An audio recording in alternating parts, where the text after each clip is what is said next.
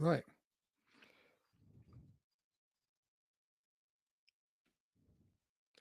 Okay, everyone, we're live. Project Flux live for the weekly pulse. Again, it's 7:15 on a Monday afternoon. Monday evening. It's 20 Is that past gonna? 7, we're late. Is it? We're late. We're late. So for those listening live, great to have you back. For those listening on the podcast, I hope you enjoy this episode. So we've got quite a few things to talk about today, haven't we? Firstly, I wanted to talk about those who are going to get the newsletter tomorrow.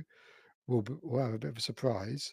And those on the podcast would have seen that we've got a bit of a new style.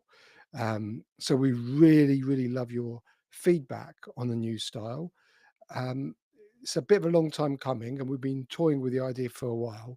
We've effectively simplified the look and feel and the content.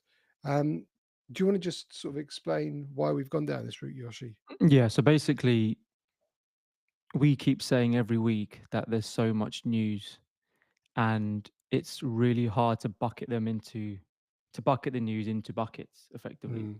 Mm, We've had multiple times we've had 3 robotic stories or 3 model releases or, AI safety releases, and just trying to fit them into different buckets is quite difficult. So we thought, yeah.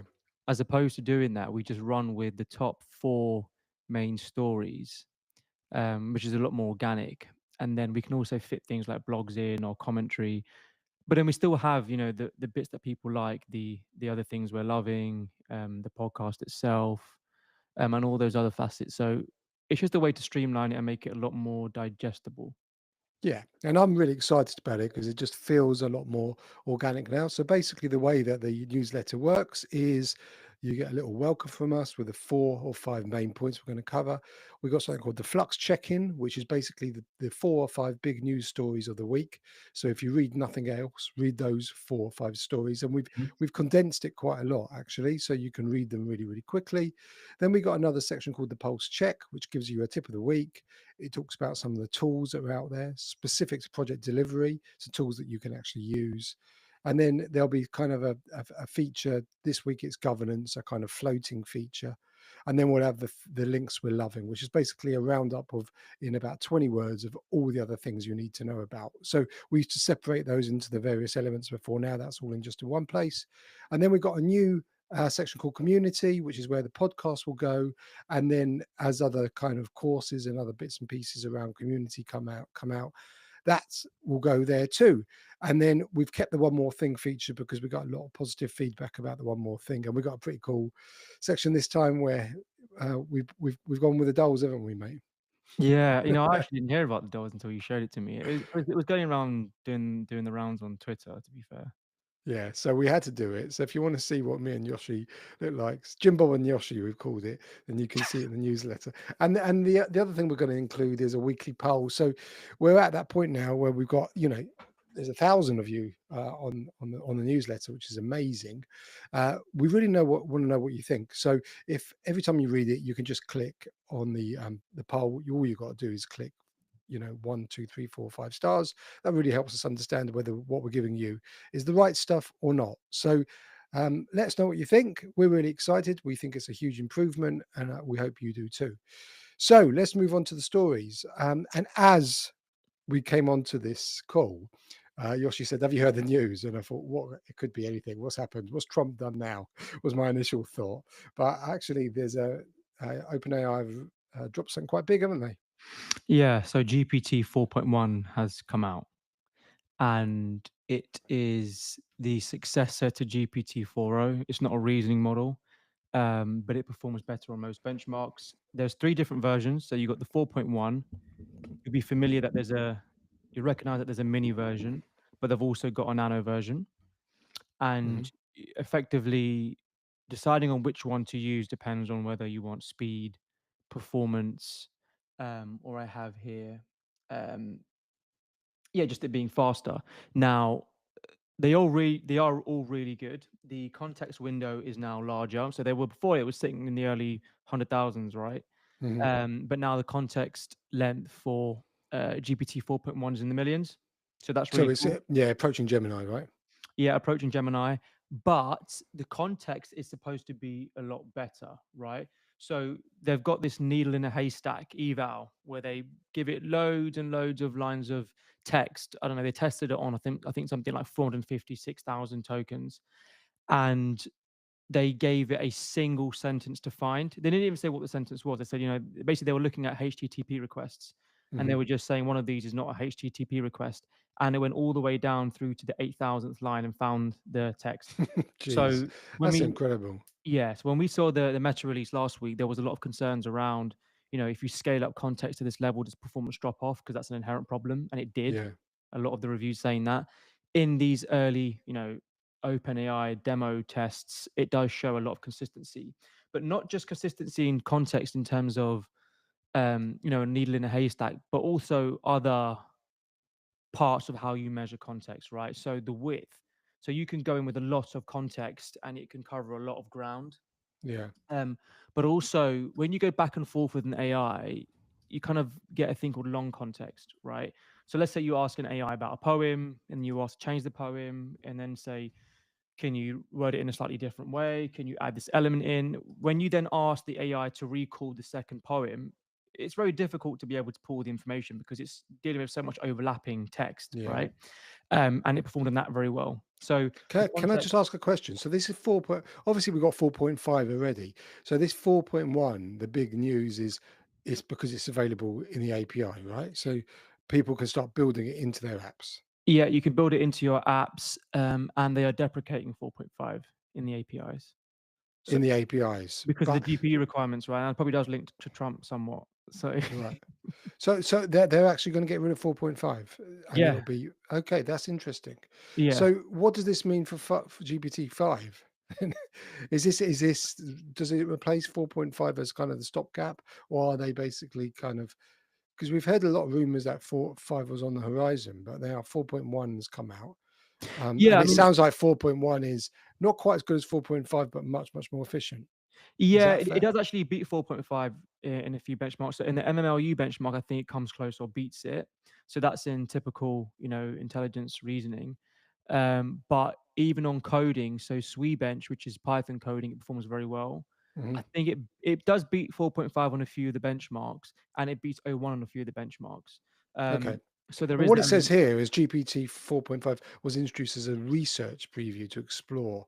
So basically, what they said, they did that, and now they're going to get all that Yeah, kind so they of, so they said that it was experimental. That's why they've pulled it, yeah, and they need yeah, it yeah, for yeah. research because the GPUs Okay, are needed.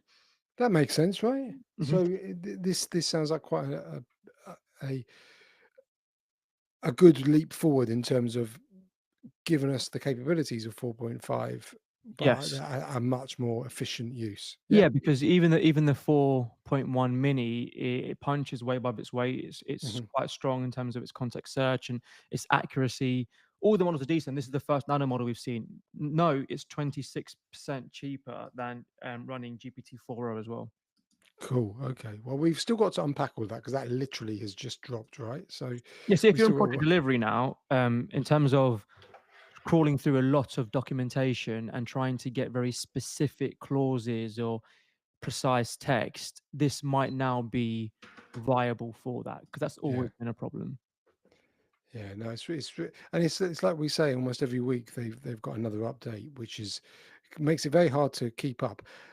Also, I guess they're still on for this getting rid of all the different model choosers at some point, so that it will just, because I'm quite excited about that. In that you don't have to sit there thinking what's the most appropriate model for this particular task I'm doing, Yeah, I think they still will be because doing that. But one thing to it's a mention as well, though, James, yeah, is they actually it can create websites. So they one-shotted developing apps as well. yeah, And in the okay, demo, they actually demonstrated creating a website where you can upload hundreds of documents, query that, and then they also then use that in the demo again.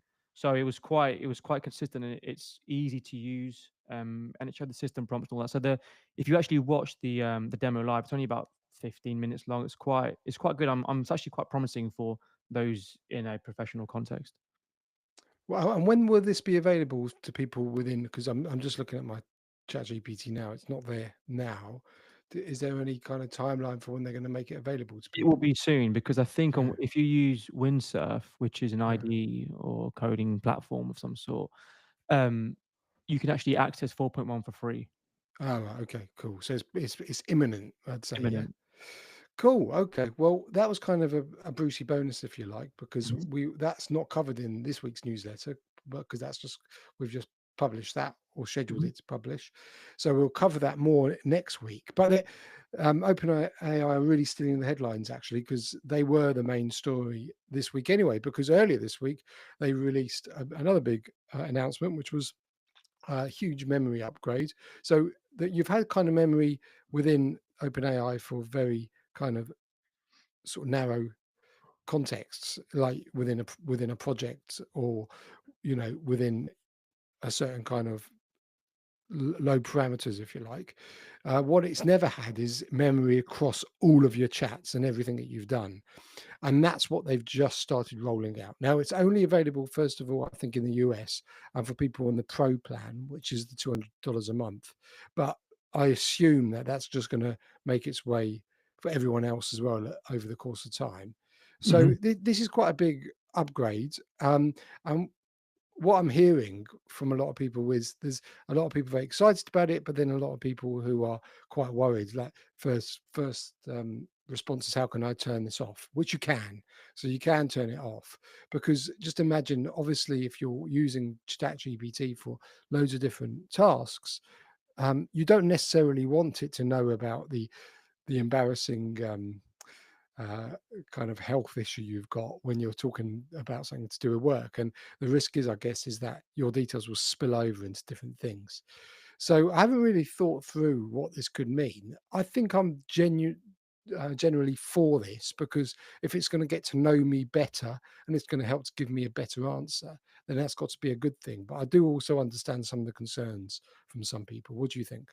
Yeah. I mean, because we get this problem in Flux. That's why whenever we Mm. write the newsletter and we'll put a rabbit hole and we'll do a prompt and we'll share the AI chat, it's usually with Grok because we Yeah, don't have any personal context or memory within the Grok platform. yeah, yeah, But with yeah. ChatGPT, we do. So when I tend to write those and share it, it will, align it to things that I know or know things about me. So I don't share ChatGPT. So I understand that sentiment. But also, um, the memory feature is interesting because if you did ask ChatGPT what it knew about you, it will tell you what it knows about you, and it will have a limitation. So if they're saying this has been vastly upgraded, it'll be good to see to what extent it actually has memory. Like how far Yeah, can it yeah, go back? What level of detail? Do you have to be so explicit in telling it to memorize things, or will it just do it off the bat? Um, so there's that element, and also I think memory will become a lot more powerful if the AI speaks first, because you always have to speak to it and you get a response back. But they were trialing this thing once where ChatGPT would actually message users out of the blue and ask them about, if they had a doctor's appointment. yeah. That's a Um, bit worrying, I think. yeah, it did do that. But if that memory comes in, then it actually lends to it it aligns to what memory is actually used for. Because if you're prompting anyway, then you don't need the memory. You have your memory, right? You could just call things straight and then just give it context on the go. So I think it needs to be a lot more what's the word? They need to bulk it out a lot more in terms of its capabilities for memory to actually be valuable. I've seen some pretty good use cases already. Like I saw one person put a prompt in saying, "With everything you know about me, what are my four Mm. biggest blind spots?" And it came out with some pretty incredible Yeah. kind of insights. So I can imagine it being used for things like that. Imagine in a project context. I mean, it's impossible to remember everything about projects, but if you end up with a project GPT, you can ask it, what am I missing, what's the blind spot? And I assume you could have it where it works across a project, so everyone's prompts will start being remembered, so it starts creating some really, really detailed, rich answers with very, very deep insight. But So the issue here though, because I've tried this, right? I've gone back and forth to ChatGPT and asked it, what have I done recently that I need to do? What's my next action? And it will just regurgitate everything for you. Again, the memory will be effective if it can start to link between something that I told it 2 weeks ago. mm, And then when I mentioned something related 1 week ago, and it realizes, oh, those two things are related, that task yeah, is now being completed. So when I give him the information that he's asked for, I give him the most updated bits of information as yeah, opposed. oh, that'd be amazing actually. That's what I'm saying about bulking Yeah. things out, because you can't just have things giving you what it remembers without any meaning to it. So we got to wait a while till we get our hands on it, unfortunately. But it's one to Yeah. keep your eye on. It also within all the stories about it, and I haven't really understood this properly, to be honest. It talks about, and I think this is related to the 4.1 we just talked about. They talked about all these rumors, and they said there was going to be an O4 mini, an O3, a 1 million token context window, which is what's just come out on Mm. 4.1, and then a jukebox to music generation, which I assume will be OpenAI's challenge to Suno and Udio. But it also talks about something called quasar alpha, with Altman saying quasars are very bright things. And now I'm not sure if that's a new model or whether that's the model that's powering one of these new kind of rumors. Um, they like doing these kind of uh, cryptic messages, don't they? Just to keep people on their toes. Have you got any kind of thoughts or guesses what it could be? No, no guesses, and I kind of stay away from it now, 'cause remember the whole Yeah. Project Strawberry thing? Yeah. Yeah. Yeah. It Yeah. ended up Yeah. eventually apparently being 4.5. So, Yeah. it gets to a point where you don't really wanna speak about the things that aren't concrete because they just fall through the cracks or they're underwhelming, and by the time they have something planned, someone else brings something, and they all just have to pivot and panic, Yeah. and Yeah. Yeah.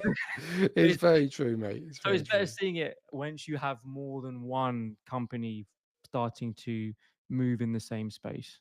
Yeah. Okay. So two big announcements there from OpenAI. Yeah. The next thing I want to talk about is a pretty cool report that came out. I mean, there's lots of reports, and they all say much of the muchness. But this one started doing the rounds on LinkedIn and went a bit crazy, which was Stanford's AI Index Report 2025. The headline really was no big surprise. China's catching up fast to the US models in AI performance, despite spending less, which we kind of know about. Um, it didn't really say a lot more than that. Did you get a chance to read it at all? No, I saw the fact that, it talks about AI close about China closing the AI gap, which we've kind of echoed throughout the last few weeks, doesn't surprise me. Yeah. Um, but I've not looked too much into that. It talks a lot about responsible AI. Um, in terms of the policymakers being in making sure they've got the right interest and collaboration on Mhm. frameworks, etc., etc. Talks a bit about open source AI. It basically, the overview is China, and the overview is that we're making significant progress, which we kind of know. But if anyone's listening and wants some kind of academic report to back up when they're talking to their peers or to their bosses, it's quite a good one to download. So it's all on there. If you go to my LinkedIn, I actually did a bit of, I put it into Notebook LM and created a bit of a mind map and an audio overview of it for anyone's interested. So that's all available on my LinkedIn if you want to check it out. But on that, James, yeah, I think in and around the China conversation, it was that they are developing similar, or or if not better, intelligence with much less resource being used. I think that's kind of the crux of it. Yeah, And then in terms of collaboration, then they're in favor of open source models because as we move into the agent space, we have to be able to have other agents working with other agents outside a certain ecosystem. So agents that are built on yeah, certain yeah, yeah. frameworks need to be able to be communicated.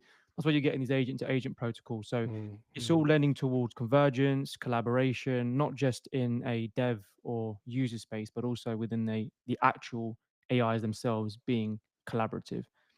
Yeah, and the name that did come out actually, which we haven't really spoken about, and it's probably a bit of a blind spot of ours actually, is we talk about US and China all the time, but we forget about India and the amount of resource that's there, and that they are also fast building capacity, and Hmm. they're going to be a threat to that kind of, well, not a threat. I don't think they're a Oh, yeah. threat. I think they're actually, well, they could just speed up the whole arms race. So it's well worth a read. I mean, actually, I say that it's 450 pages. So check out my check out my audio overview or my summary or my LinkedIn post instead. You'll get everything you need. And also, we do a very quick review on the newsletter. So, anything else you want to say about that, or should we move to the story about Anthropics? Let's move companies. Move on. Yeah. Okay. So, do you want to tell us about Anthropic's latest study? Yeah. So chain of thought. So Yeah. chain of thought is the thing that people love or hate. Hmm. So, we speak about traceability, we talk about predictability, and we get some comfort with reasoning models because we can see its thoughts, right? But Yeah. paper basically says, do these reasoning models actually do what they think? So, for instance, when you look at a reasoning model and you prompt O3, O1, or 3.7, or R1 by DeepSeek, you can see its chain of thought, right? And you can read that and you think, okay, when I read this, this gives me an idea of what the model is going to output. right? The paper actually says that might just be for us. It might not be true, Yeah. right? Which is a problem because then you start to lose traceability. You're actually measuring an output as opposed to measuring a process. And in industries where you have to follow a process and gain transparency or traceability, these models are in verbatim unfaithful. So they Yeah. basically measure faithfulness. And this is, and I've got it here, is the idea that a model's explanation should reflect the actual reasoning path it followed. And they tested it using different kind of tests, right? So Mhm. they looked at sycophancy, Okay. and this is where something is, obsequious or Yeah. servile to some extent. And they'll basically give an AI a prompt, and they will say, "This is a problem that I'm grappling. I think this, but a professor from Stanford thinks this." What will happen is they found that more often than not, the AI will actually side with the authority in the space, the professor, but it wouldn't actually mention that in its thoughts. So That's basically, interesting, and that's kind of not surprising, is it? Because I'm sure it's weighting somehow the person's. I wonder how it decides that they should give more weight to that. Is it just due to keywords like the fact that they're a professor, or is it to do with follower numbers and things like exactly. But the that? thing is, so when they test faithfulness, they basically test to see, and they just do these little subtle hidden prompts, right, like that. Mm, And the aim is to see if the AI is going to recognize or at least mm, voice that it's going to be using that information to make its decision, and it doesn't. Others include consistency bias, right? So if a model sees an earlier answer and then you ask it another question, it might still use that previous answer in its response without even considering it. So let's say you've yeah. asked for an estimate, it becomes outdated, you ask for a new one, it will still pull information from the outdated estimate, which is a Oh, I problem see. Yeah, because then yeah, it isn't yeah. actually working with information now in its working memory, it's pulling in information from before. Others include visual pattern recognition. So, for Okay. instance, let's say you give information to an AI and you have certain parts of the information where the right answer is typically bolded or Hmm. underlined, right? It will start to do these, what do you call them? Like hacks, right? Where it Yeah, starts to, rather than actually working through information, it's just looking at formatting to understand, okay, it's a yeah. different Okay. green font. Now that gets even worse because you get things like metadata injection. If you've got, let's say you're doing a cost plan and you've got a cell note, you've got a note in a cell with some metadata in it, saying, I don't Mm, know, something is 100 meters square costs, I don't know, a few £100,000. Now you've given the AI information, but it's actually pulling information from the metadata to give it in its response or its output, but it isn't mentioning it in its thought, in its chain of so it's thought. taking it as almost verbatim Yeah, and using that where that could be something because it's metadata. It could be something which s- didn't want to be made public or was just more of a footnote for the author rather than for the AI to take account of in its training. yeah. Now, Yeah, if I look more into the business space, right, this is important, and I know because we were going back and forth about whether or not we should have covered this story, and I wanted to because I felt like there are big implications of it. I know people who don't really like chain of thought, but one of them was around grader hacking, right? So let's say you are writing a construction bid for a yeah, tender, yeah. and the AI becomes aware that the tender scores highly when you're using sustainability or certain sustainability terms.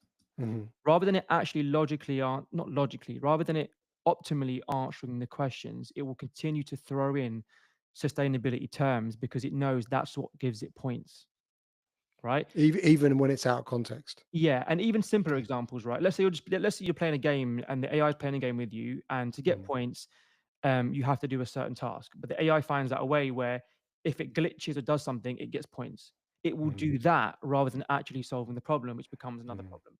And the last one is unethical access. So we kind of step into the the AI alignment situation. The problem that we have is you can, let's say an AI is connected to SharePoint, you've got it connected to your drive, and not everyone's got a perfect clean SharePoint drive or any sort of directory, and there are some unauthorized files in there.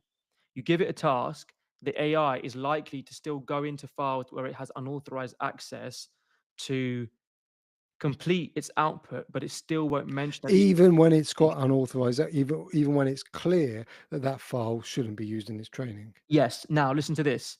Go on. Claude and DeepSeek R1 were the 2 models that were tested, Mhm. and Claude was only faithful 20% of the time, and Jeez, okay. DeepSeek This is R1, really concerning then.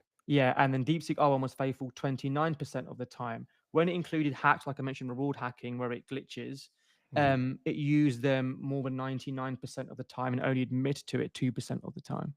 So what does this mean for your average project professional with reasoning models? Basically, use with caution. Use with caution because if you have like cost estimates, they could be misleading. So this is what I'm saying to you. It's sort because AI is not perfect and you don't have, AI grounding where you can link Mhm. it to verifiable information because the technology is not always there, although Google are kind of stepping into the space properly. Um, it's really hard to trace back your steps and actually reverse engineer things. You can't do that because you can no longer see its chain of thought. So So the there's argument certain is, things that you shouldn't use reasoning models for then, effectively, at this point in time. yeah, but the problem is that chain of thought is supposed to be there. So an AI can think logically step by step, and Mhm. B, we can see that step by step, so we can start to interrogate that. Now, if we can't, we have AI which might be correct, but we can't be sure. So it doesn't Mhm. exactly expose a flaw, it just points to the limitations with the current design of these models. Okay. So it's basically watch your space for it. But the advice is still, as we've always said, is check everything before it goes out because it's not nothing's really changed in terms of advice since the whole hallucination thing came out. Is that you can't really trust the models. But is it fair to say that if you're doing something which you're relying more on the source information, then the reasoning models are probably not the best option? Yeah, but put it this way, if you were working with someone and you Yeah. gave them a task Mm, and they gave you an answer, but they wouldn't tell you how they did it, mm. or you couldn't But verify. are the non-reasoning models not guilty of this because they still hallucinate, right? Yeah, but less so because you can logically outline step by step Mm, their chain of thought. cool. Well, this is quite a big thing, isn't it? Really, because we were hoping these models would get better and better, but what you're saying is they're now starting to almost knowingly, whereas when it was hallucinating, it was almost making it up because it had to provide an answer. Now it feels like it's almost knowingly tricking people Yeah. into an answer, which is really, really concerning. Yeah, so there's a lot of there's a lot of research being done to understand these things more in depth. Conduct very Okay. specific unit testing, constitutional AI, deliberative alignment. All of these alignment techniques are being thrown in, but it's just part of the learning curve. Right? We just built reasoning models, and they're Yeah. now learning to think with my in quotations. It's still so It's early, going to isn't it? This happen. is the It's thing going we to happen. forget. It's going to happen. Right. We're kind of running out of time, so just very quickly, in like a minute, if you could just summarize the final story, which was the Google Cloud Net. So the Google one, yeah, this is quite technical. So they have new TPUs, which is Ironwood, which is 29% more efficient than their last. So this is for better computing efficiency. They're saying they can scale Gemini more effectively, and when you scale Gemini with better efficiency in terms of its cost and intelligence, Gemini 2.0 Flash is 24 times higher intelligence per dollar than GPT 4.0. But now that will be less so with GPT 4.1. Yeah. You can now run Gemini locally, and they've said it's been air gapped. So air gaps when you have a severance between a computer and a network, right? Hmm. A logical severance, which means it's hard to track information. So you can use it within the military, and they have explicitly stated that. Now, Are back, they the first to do this? I'm not too sure if they're the first to do this, Yeah. but recall back in February when we said Yeah. Google revoked Yeah. their I promises remember. they weren't going to be developing AI for military. This is why they haven't, right? Because they're now Well, working with the US didn't military. they say they took away what actually they said back in February was they were taking away their charter that they won't develop tools for the military? Yeah, for weapons. They said AI Yeah. weapons, but Yeah. basically, I So think this these is things, why. yeah. A few other Okay. updates quickly on Joining this. the dots. Yeah, yeah. A few others is that they've embedded Gemini better into Sheets, Flows, and Docs, like other companies like Microsoft have. You have Lyria, which is now text to music AI. Yeah. And then the other two main things is Vertex. So Vertex AI is basically Google's version of Microsoft's AI Foundry. So you can build AI models, you can build agents from scratch, and then you manage and deploy them in Google Agent Space, which is akin to Microsoft's Copilot Studio. Right, is how I've basically got it because it's quite confusing in this space. Yeah. Um, it supports MCPs, which means you don't have to have That's the customized model APIs content. going everywhere. Yeah. Yeah. Um, it's got agent to agent protocol. So this is what I was saying to you about collaboration. You can have an AI from Gemini connecting to an AI from an agent from another model, or built with another framework like LangGraph, for instance. It's there for open collaboration. Um, and they also push AI grounding. So I mentioned AI grounding. This is now where AI is less likely to hallucinate because you connect it to verifiable information. Now, Ah, Google right, okay. should be the best at doing that because everyone's been using Google for the last 20 or so years, and it connects to maps as well. So up to date internet information in Google and Gemini should now be quite powerful. That's the main thing at the moment. But I would say that in terms of Google, they're stepping up in terms of both capabilities, because Gemini 2.5 Pro is amazing. Flash 2.0 Flash is also really good with context, and their ability to build AI agentic models, but also any other form of AI product in businesses is getting a lot better. And I would say that they are competing with Microsoft, and they are cheaper. Yeah, Should be it's cheaper. they really have made it. We talked about this last week, didn't we? They've made a huge dent now, whereas they were Huge. kind of trailing before. Really, they seem to be almost leading the charge. Yeah. Listen, mate, we really, I think, we've uh, gone a bit over time today, but there's so much to talk about, and there's still a heck of a lot more in the newsletter. So if Mhm. you want to find out more, especially about the Google stuff, because it's quite technical, like you said, and we've got all the links there if you want to Yeah. know more. But we've also got a piece on governance. We've got literally, there's probably another 20 stories on the links we're loving of other things you need to find out about. There's an amazing essay from Richard Susskind that he wrote about what it means for humans in an AI dominated future, which was well worth checking. There was just so much this week. It was hard to pick the main stories. But yeah, please do check out the new look newsletter. Let us know what you think. We always want to improve it. Hopefully you see this as an improvement. And we will be back also on Friday with another spotlight. We were so blessed to be able to interview all these people. Anything I've missed there, mate? Or do you think that's it for the week? No, that's it. Other than I know I always say no, that's it, and add something on. No, Google's have got that prompting guide for agents, 45 second Yes, prompting guide. yes. So have Yeah, a look at that because it is really good. yeah, really good. And that's on the newsletter as well. So don't say we don't spoil you. We're giving you so much this week and a brand new look and feel. So I think I don't know about you, but it feels like I'm going to have a bit of a lie down because it's taken us quite a while to get this up and running. We Yes, hope you love it. yes. All right. Cheers, everyone. See you next week. Yeah, Google have done bits actually. This 4.1 I might actually